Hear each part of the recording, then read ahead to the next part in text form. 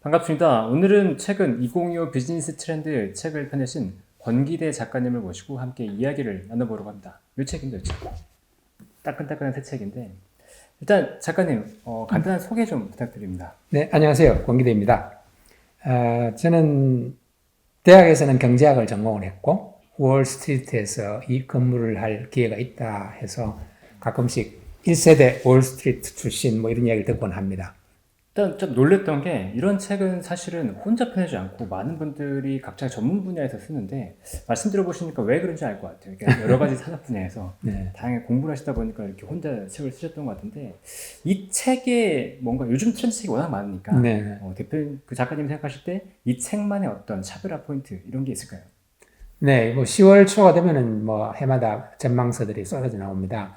그 중에는 정치, 경제, 사회, 문화 모든 분야를 통틀어서 내년에는 어떤 흐름으로 갈 것인가를 보는 그런 전망서도 있고 또 초점을 굉장히 좁게 맞추어서 뭐 금융에만 관해서 이야기를 한다든지 부동산에서만 관해서 이야기를 한다든지 뭐 심지어는 2025년 교회는 어떨까 뭐 이런 책도 나오고 여러 가지 그 주제와 관점을 갖는 그런 전망서들이 나오는데 제가 쓴 이 책은 딱 한마디로 말하면은 우리나라 주요 산업의 2025년 트렌드 혹은 전망, 흐름 이런 것들을 쓴 책이라고 보면 되겠습니다.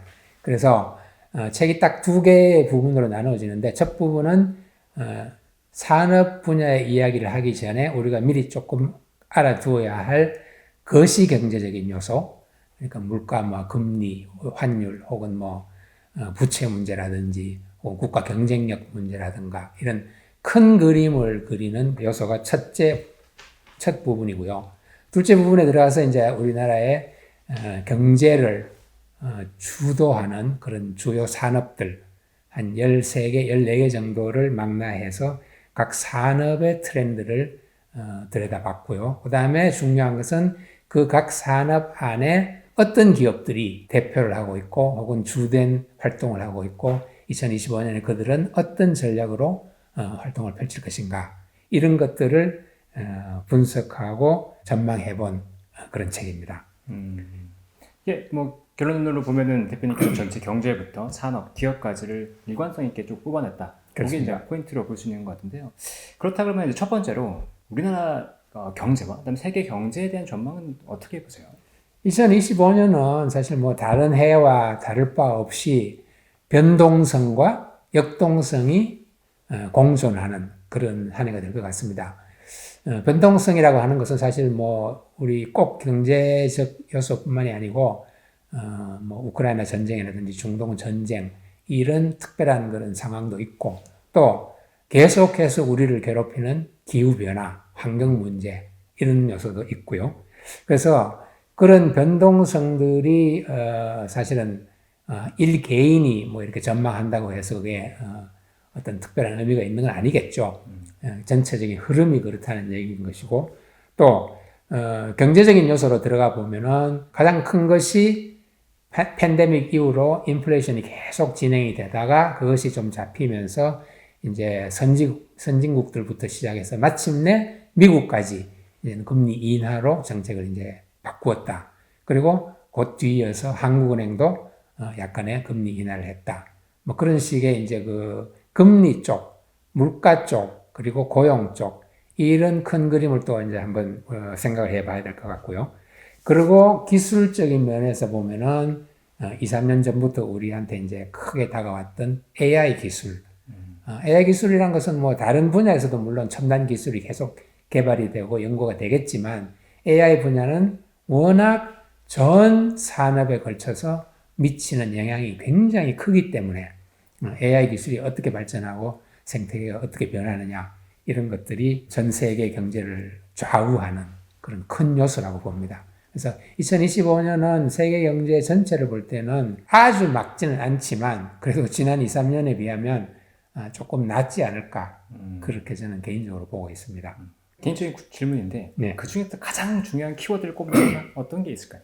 키워드를 뽑는다면 일단은 경제 외적인 요소는 전쟁인 것 같습니다. 전쟁. 전쟁이 어떻게 진화가 되느냐 아니면 더 확산이 되느냐 그리고 경제 내적인 요소는 아까 말씀드린 AI 그 기술의 발전 그것이 제일 크지 않을까 그렇게 생각을 합니다.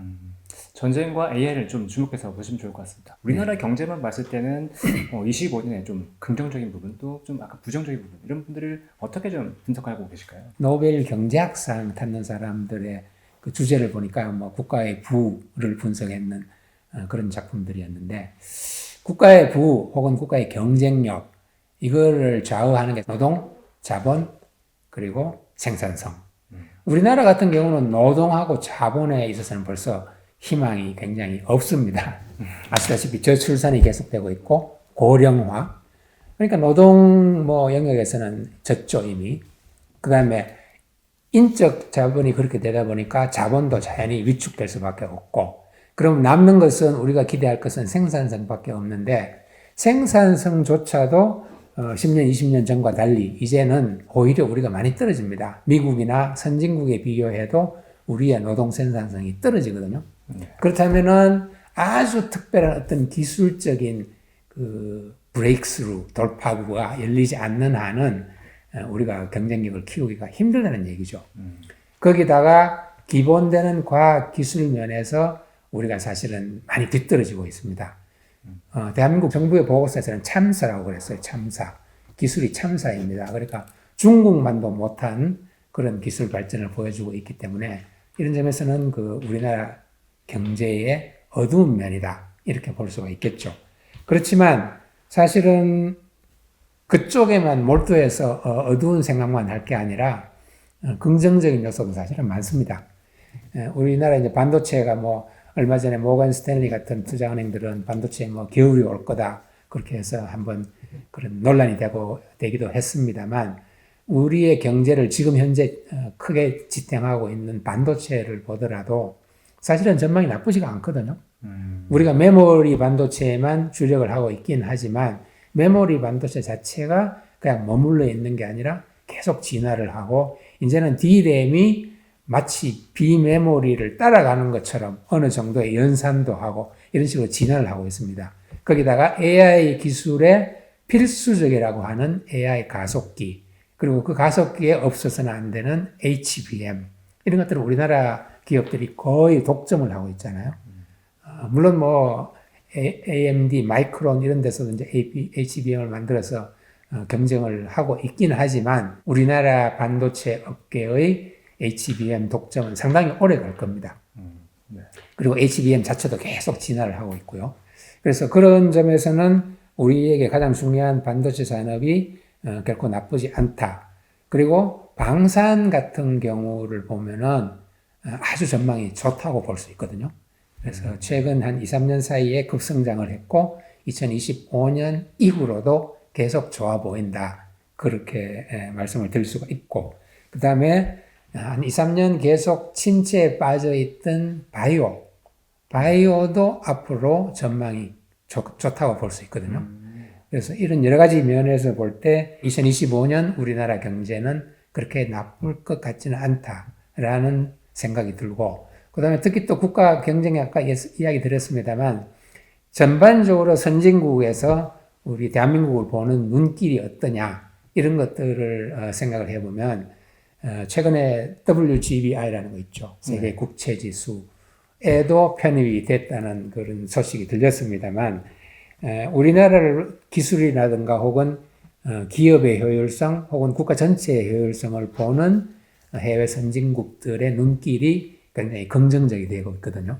그래서 그런 그 국제지수 같은 데 편입이 되면은 70조, 80조에 이르는 자금이 우리나라로 유입되는 효과도 있고 또 정부에서 자금을 동원할 때 드는 그 비용, 금리가 인하되는 효과도 있고 여러 가지 면에서 우리한테 도움을 줍니다. 그래서 정시도 조금씩 영향을 받을 수가 있고 이런저런 생각을 해보면은 아까 말씀드린 그런 여러 가지 그 부정적인 요소와 마찬가지로 긍정적으로 볼 수 있는 요소도 적지 않다.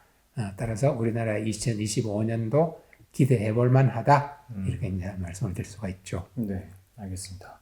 말씀하신 것 중에서 생산성 부분이 가장 좀 와닿는 모든 분들이 좀 생산성을 높이기 위해서 노력을 해야 될 것 같고 그렇죠. 저한테도 많이 좀 노력해라 게으르게 하지 말고 그런 말씀을 주신 것 같아서 여러분들도 이 채널과 함께 또 생산성을 높일 수 있으니까 열심히 같이 공부했으면 좋겠습니다.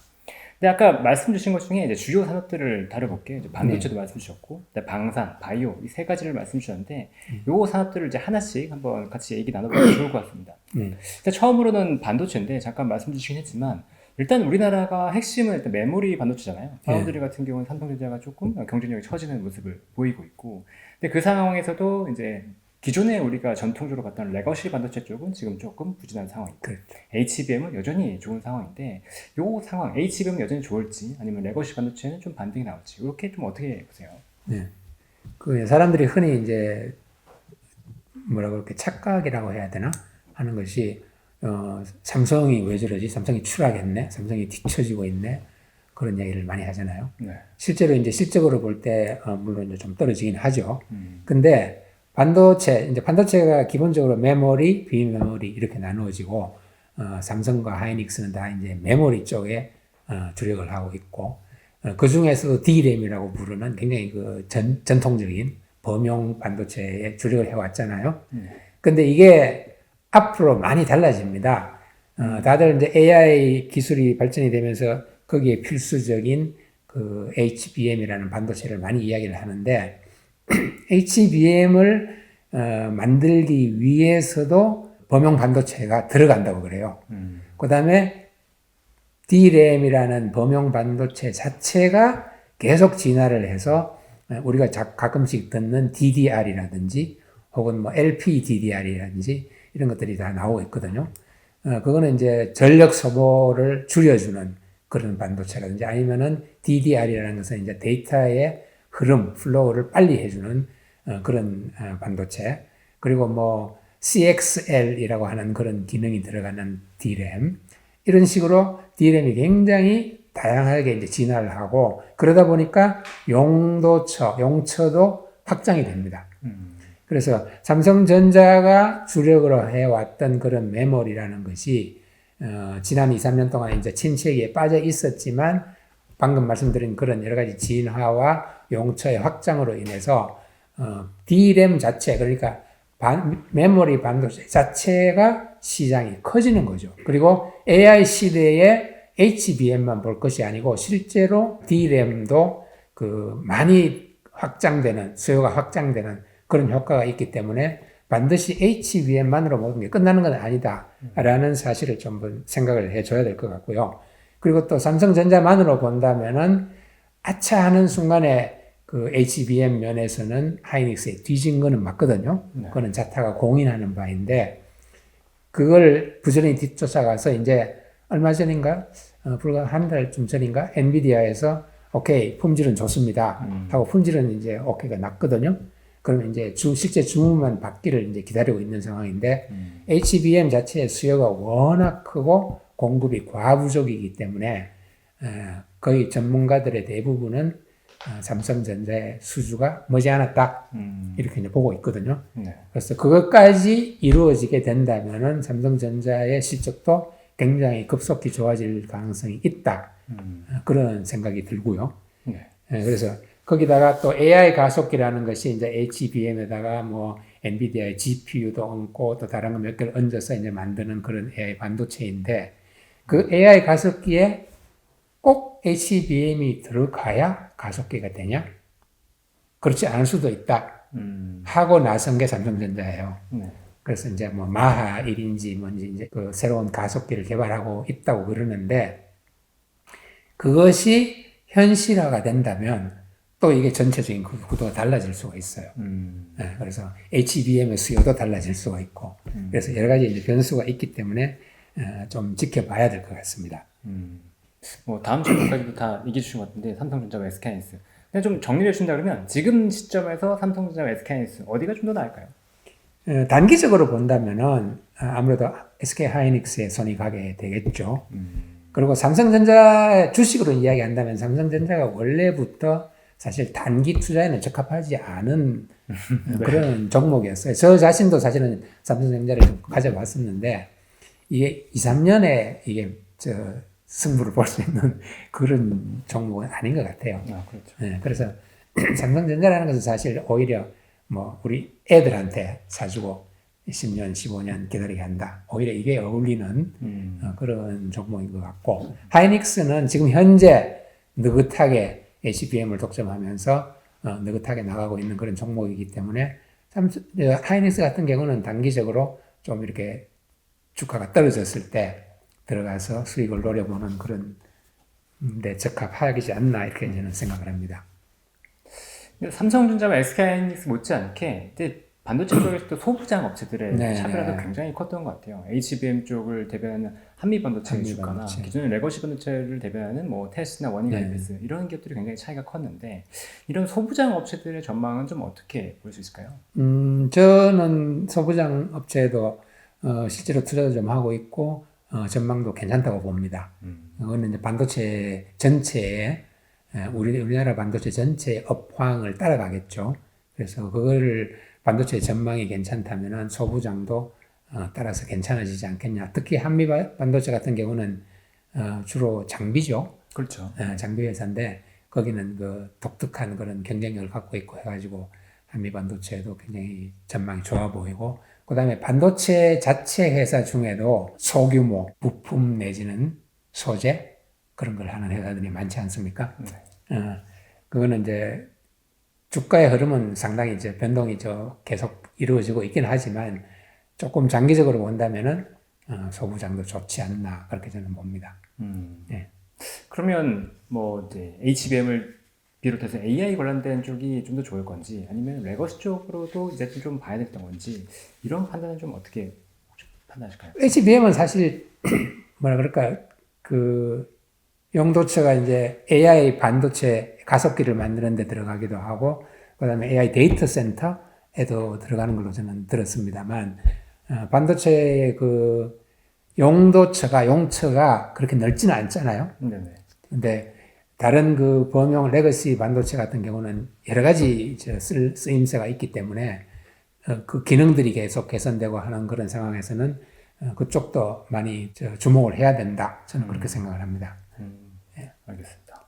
그다음 방산인데요. 제가 작년에 2024 이제 비즈니스 트렌드를 살짝 봤더니 이게 순서가 반도체, 바이오, 2차전지, 그다음 방산이었어요. 근데 이번에 방산이 이제 2등, 반도체 바로 다음으로 올라왔더라고요. 근데 사실 올해 방산이 그렇게 나쁘진 않았어요. 근데도 방산을 좋게 보신다는 건 이게 이제 산업을 볼 때는 탑다운이 있고 바텀업이 있다 그러면 탑다운이라고 봤을 때 글로벌 정세 쪽에서 수요가 많은 건지 아니면 국내 업체들의 경쟁력이 높아지는 건지 이 두 가지 중에 어떤 게 좀 작용할까요? 이제 방산을 제가 이제 특별히 좋게 보고, 그다음에 그걸 이제 예를 들면 비중을 조금 높여 간 이유가 사실은 방금 말씀하신 그 두 가지 다에 해당합니다. 왜냐하면 보세요. 전쟁이 그렇게 자꾸 일어나고 또 어디서 터질지 모르는 그런 불안이 계속 가중되는 데다가, 그 다음에 각자 도생 이 센티먼트라고 할까요?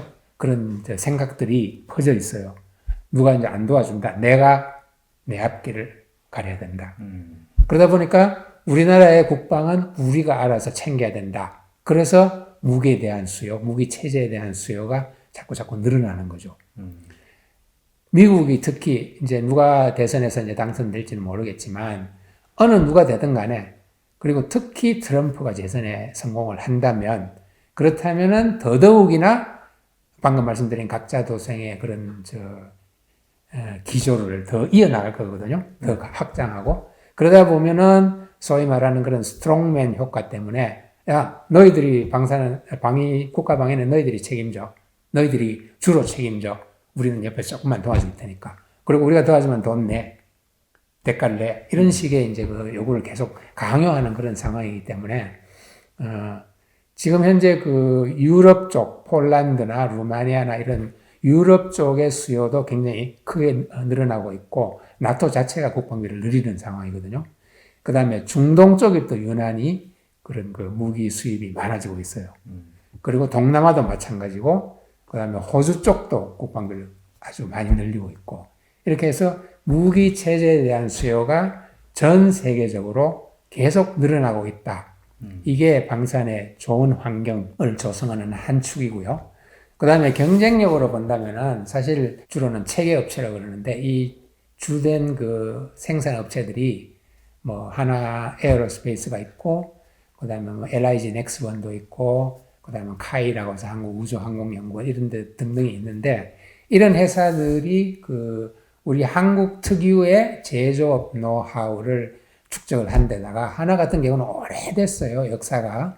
방산의 역사가 오래됐기 때문에 거기서 나오는 그런 제조업의 노하우로 인한 그런 경쟁력이 굉장히 탄탄하고 그 다음에 다른 어떤 나라도 따라오지 못하는 그 납기 준수 이게 있어요. 그렇죠. 네, 납기가 뭐 프랑스 같은 경우, 독일 같은 경우 뭐 약속하는데 2, 3년 늦기는 보통이고 이러거든요.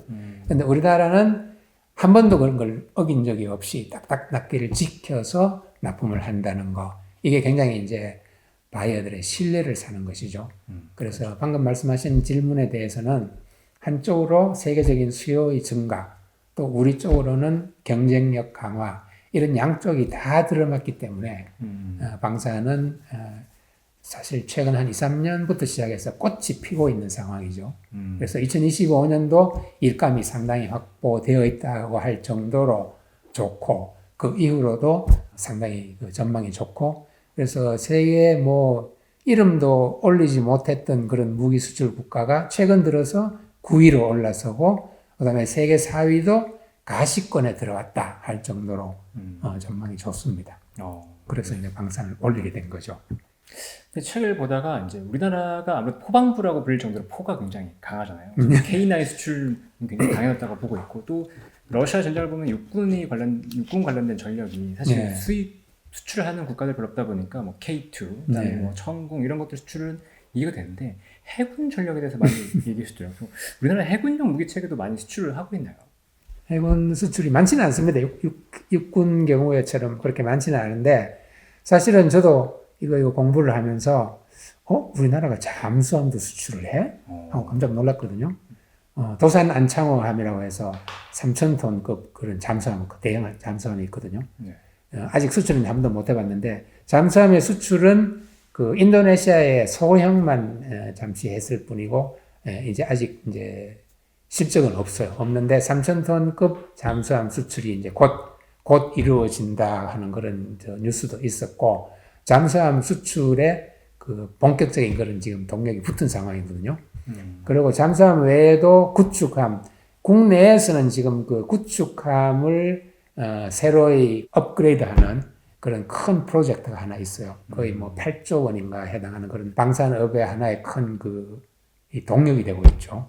그 다음에 페루 같은 나라까지 중남미까지 가서 군함을 수출하는 그런 실적도 올렸고, 그 다음에 그 함정에서 쓰는 그 레이더 같은 거 있잖아요. 레이더가 또 우리나라가 상당히 강한가 봐요. 그래서 첨단 그 고성능 레이더도 수출을 하고 있고, 그 다음에 이제 최근 추세는 뭐냐면 무인 함정, 사람이 없는 함정. 그러니까 이제 공중으로 말하면 이제 드론이겠죠. 그 드론 같이 함정을 띄워서 가서 이제 격파하고 뭐 그런 무인 함정도 우리나라가 또 경쟁력이 또 있다고 합니다. 그래서 우리가 생각했던 것하고는 조금 달리 해군을 위한 그런 무기 체제도 굉장히 경쟁력이 좋다 이렇게 말씀을 드릴 수가 있습니다. 네, 그쪽에 좀씩 더 관심을 가져야 될 것 같네요. 예. 육군, 해군에 의해서 전투기, 그러니까 공군에 있어서는 전투기 엔진을 개발한 것에 대해서 대한독립 만세라는 표현을 하셨어요. 이게 어떤 얘기일까요?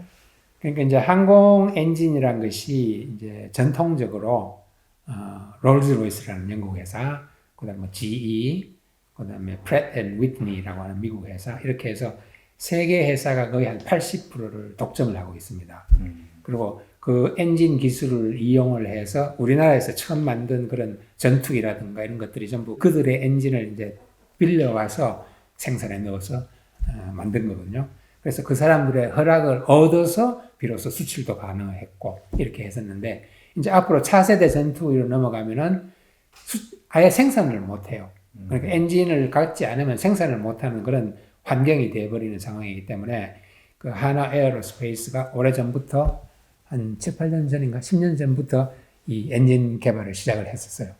그러니까 아직 완성은 100% 완성은 되지 않았지만 거의 완성 단계에 와 있다. 어. 그래서 이것이 엔진이 이제 개발이 끝나면은 우리는 미국이나 영국 이런 저 항공 엔진 회사들의 간섭을 일체 받지 않고 우리 나름대로 생산도 하고 수출할 수 있다.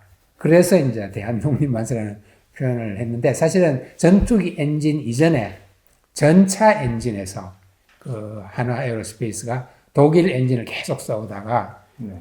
국산화를 완료한 그런 사례가 있어요. 그렇기 때문에 그 하나 에어로스페이스가 전투기 엔진에도 더 빠르게 이제 국산화를 할 수가 있는 거죠. 거기다가 지금까지는 항공 엔진 그런 보통은 디젤 엔진이었던가 봐요. 저도 기술적인 건 잘 모릅니다만. 그런데 차세대 엔진은 터빈, 가스 터빈 엔진이라고 그래요. 그 가스 터빈 엔진에 대해서는 또 우리나라에 제가 하는 회사가 있어요. 두산 에너빌리티라고. 그래서 두산 에너빌리티가 터빈 쪽으로 기술을 갖고 와서 하나 에어로스페이스랑 같이 그렇게 해서 이제 국산화를 이루어내고 있는 상황이라고 합니다. 예. 하나 에어로스페이스가 최근에 분할하고 추가 좋던데 뭐 이런 이유가 또 있는 것 같습니다. 네. 그럼 이제 세 가지 산업 중에서 마지막 바이오에 대한 얘기인데요. 바이오가 올해 동향이 좀 특이했어요. 좋은 것도 아니고 나쁜 것도 아니라고 얘기할 수 있는 게 이게 그 기존에 주도하지 않았던 플랫폼 업체들, 그러니까 뭐 알테오젠 같은 플랫폼 업체들과 CDMO 업체들은 주가가 굉장히 좋았는데 네. 기존에 우리가 바이오라고 했던 신약 개발 업체들은 상당히 좋지 않았고 이런 산업의 동향이 왜 이렇게 발생하는지 또 2025년에는 바이오의 어떤 산업이 어떤 식으로 흘러갈지 얘기해 주실 수 있을까요? 네. 바이오 산업이 정말 특별하죠, 그죠? 그 다른 어떤 산업들보다도 일단 인간의 건강을 위해서 존재하는 산업이기 때문에 굉장히 정밀해야 되고 정확해야 되고 그런 문제가 있기 때문에 의학을 예를 들면 약품을 하나를 만든다고 생각했을 때 드는 그 투입되는 인원과 지식과 자금과 시간이 어마어마하거든요. 그런데다가 나쁜 점은 뭐냐 하면 그렇게 해서 성공한다는 또 확률이 굉장히 낮아요.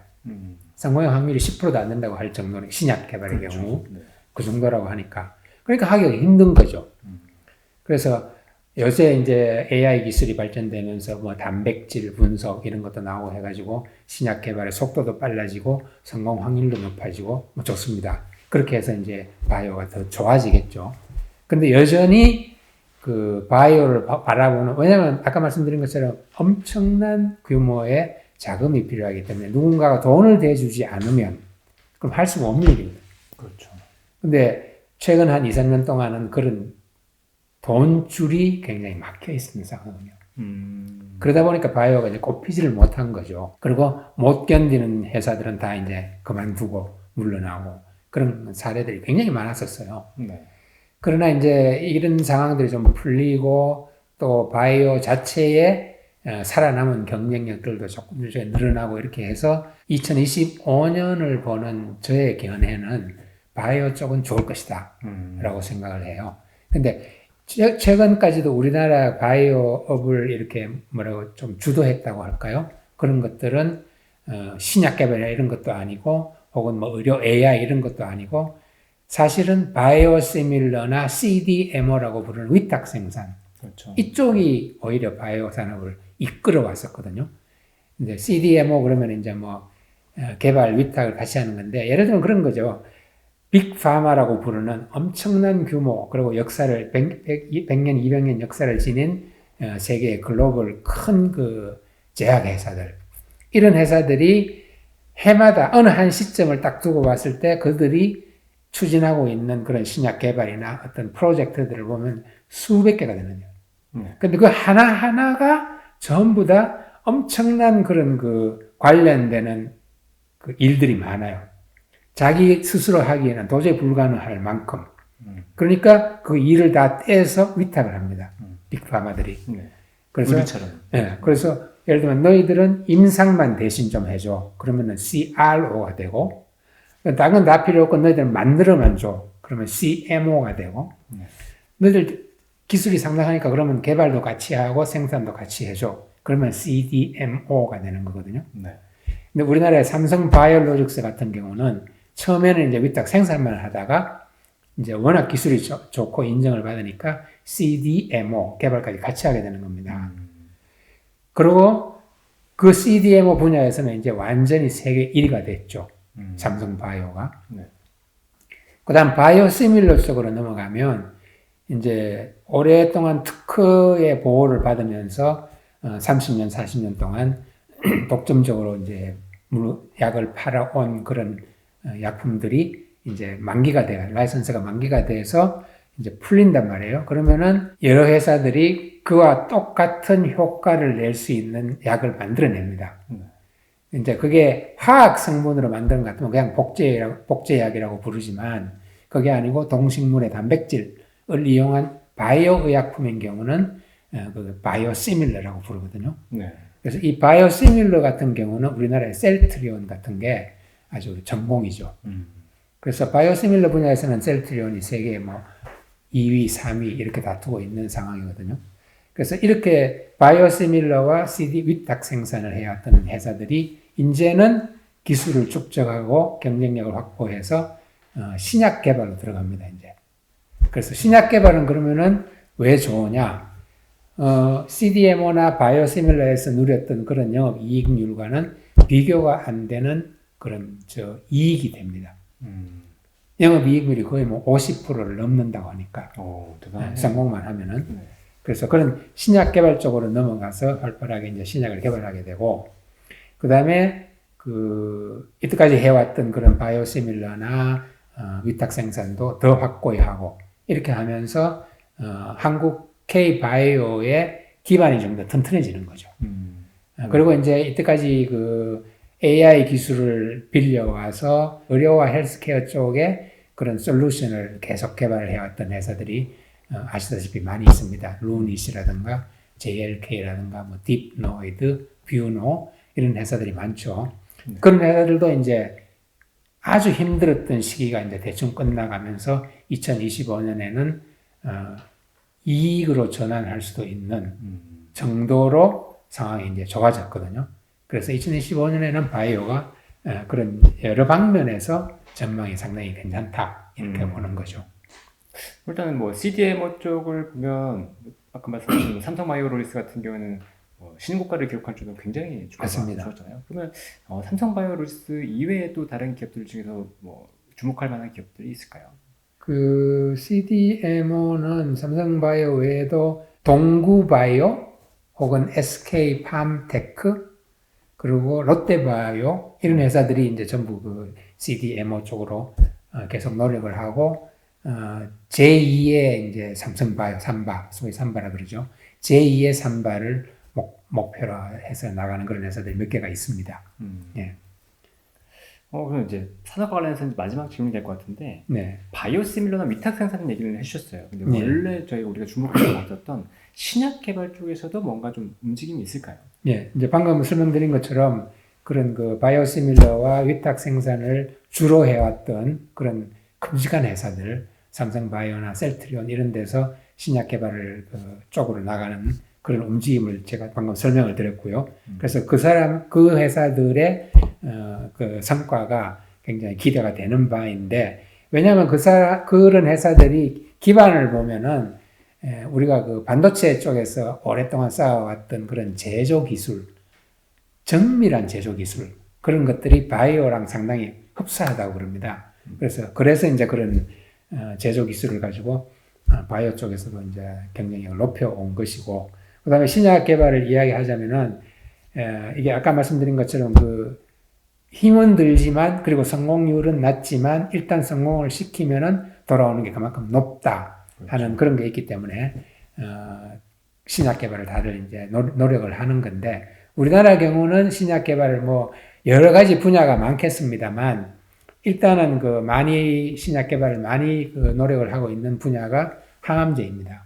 항암제 중에도 최신 항암제라고 하는 ADC라고 하는 표적 항암제, 그걸 노리고 신약 개발하는 회사가 굉장히 많고, 그 중에는 그런 신약 개발의 후보 물질이라 그러죠. 파이프라인. 후보 물질 상태, 그러니까 완전히 신약으로 개발된 건 아니지만 후보 물질 상태에서 그 기술을 수출하는 경우도 많이 있었어요. 네. 그런 기술 수출의 대부분이 보면은 항암제 ADC입니다. 그래서 그쪽 분야를 일단 신약 개발을 이야기한다면은 그쪽 분야가 가장 먼저 언급이 되어야 할 그런 영역이라고 볼 수 있고요. 그다음에 뭐 자가 면역 질환 항체, 사실 기술적인 건 저도 잘 모릅니다만 그런 분야, 그다음에 뭐 단백질 분해 치료제 뭐 이런 것들 해서 우리나라도 신약 개발이 굉장히 활발하게 이루어지고 있다 이렇게 생각을 해주시면 되겠습니다. 뭐 이제 이 책을 보시면 굉장히 두껍습니다. 두꺼워서 양이 사실 지금 세 가지 산업을 다뤘지만 실제 대표님께 다루신 건 13개? 14개. 14개 산업이니까 네. 11개 정도는 더 담겨 있어요. 그러니까 이 책을 꼭 사서 보시면서 산업을 공부해 보시면 좋겠고요. 끝으로 저희 뭐 독자분들이나 투자자들을 대상으로 해서 꼭 하고 싶은 말씀, 조언 같은 게 있으실까요? 네. 뭐 미래를 예측하는 게 이제 전망서인데 어떤 의미에서는 미래를 예측한다는 게 좀 무의미한 일로 보일 수도 있어요. 그렇지만 우리가 경제 활동을 해 나가면서 예측이라는 분야를 버릴 수는 없습니다. 여러분이 연말에 예를 들면 뭐 내년도에 사업 계획서를 쓴다든지 아니면 지나간 24년도에 보고서를 쓴다든지 이런 거 할 때 전부 나름의 그 예측이 들어가야 되고 그러자면은 이런 전망서 같은 것들이 가끔씩은 필요할 것입니다. 그래서 미래를 예측하고 전망하는 그런 노력 혹은 작업을 두려워하지도 마시고 또 무의미하다라고 생각하지도 마시고 긍정적으로 생각하면서 미래 예측은 일종의 모험이다라고 생각하면서 꼭 필요한 자료들을 수시로 모아주시기 바랍니다. 그거는 오프라인의 그 언론 기사들만 봐도 얼마든지 그런 데이터들은 모을 수가 있고 전문적인 의견들도 거기 많이 담겨 있습니다.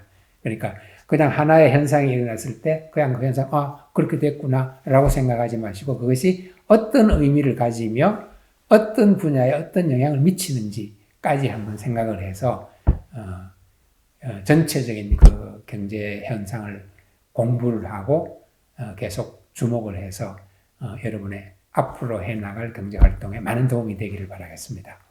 네, 작가님께서 미래의 이제 미래 예측은 모험이다라고 말씀하셨는데 모험을 위해서는 사실 많은 준비가 필요하죠. 말씀하신 것처럼 이런 책도 읽고 여러분들이 평소에 기사도 많이 보시고 제 채널도 많이 봐주고 하면서 이런 데이터들을 모아간다 그러면 충분히 좋은 예측들을 또 사실 수 있을 거라고 믿습니다. 맞습니다. 지금까지 이제 권기대 작가님을 모시고 얘기를 나눠봤고요. 저는 이제 항상 이 자리에 있다가 인터뷰를 해봤는데, 근데 이제 워낙 말씀을 잘해주셔가지고 저도 좀 편하게 인사이트를 많이 이제 공유받았던 것 같습니다. 지금까지 긴 시간, 유익한 시간 주셔서 정말 감사합니다. 감사합니다. 불러주셔서 대단히 감사합니다. 네.